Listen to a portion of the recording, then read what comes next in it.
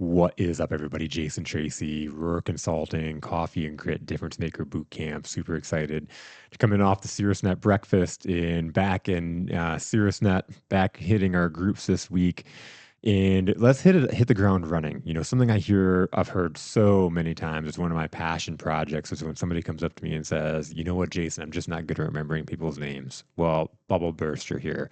We're all perfectly good and perfectly capable of remembering people's names, unless, of course, unless we have a short term or long term memory issue, something like that plays into effect. But that's not the majority of us. The majority of us, you want to know the reason why we don't remember people's names?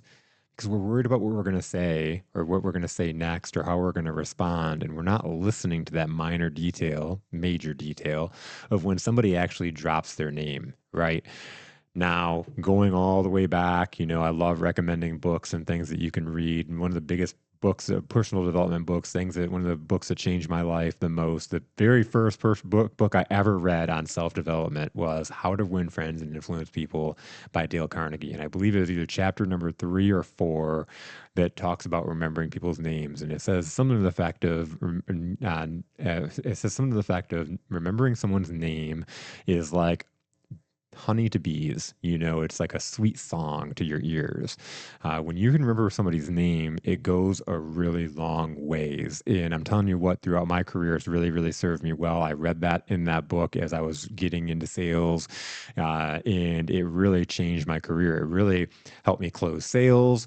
It helped me build relationships. Remembering people's names really became a catalyst for me in my career. And why? Well, you think about sales in business development. People expect for you not to remember them. They expect for you to be a salesperson that is just out for money. And when you can take the time to get to know somebody and you remember their name, and when they come back and see you, or when you see them out on the street and you can call them by their name, wow, that subliminal thought of that this person really cared or this person really listened.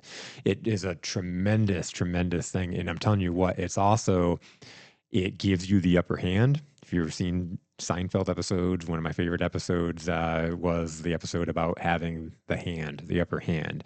And when you can see it happen. This has been across my career as I've seen people, I've called them by name out in the street. I can see instantly that moment of panic when they don't remember my name. And so when I've seen somebody out in the street and I'm like, "Hey, Brian, how's it going?" And then they're like, "You know what? I'm just not good at remembering people's names." But instantly I've gotten, that wall comes down and they feel like they owe you something. And I'm saying this from a matter of just using our leverage. When we can get really good at things, when we can get really good at being present and mindful, and we can listen to people's names and we can use that through our conversation, it's something that's a tool in your bag that you can use to grow those relationships and create those strong connections and relationships of know, like, and trust. Now, like I said, the biggest reason why you don't remember people's names is because of what's going on up here. We're so in our head thinking about what are we going to say next, or I hope I don't look stupid. But how much more thoughtful and intelligent can you look when you actually listen to the things that people are saying? See, that's just a lot of times we put all that pressure on ourselves of having to look or or be smart, or, I hope they don't judge us.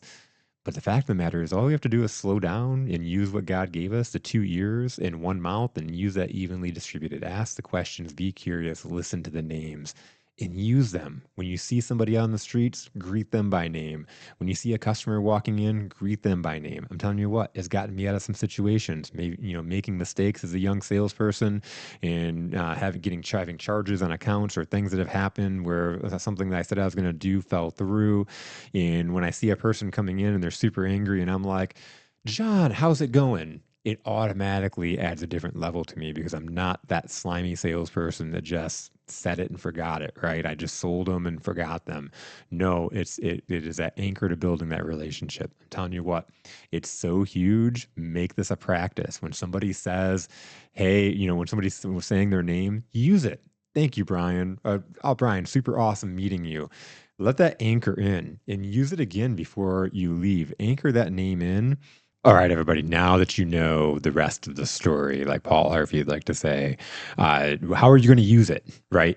Once you know that making the excuse that I don't remember names is just that, an excuse, how do you use that knowledge as power to go out there and make a real, true difference? Go out there, kill it this week, and make amazing connections.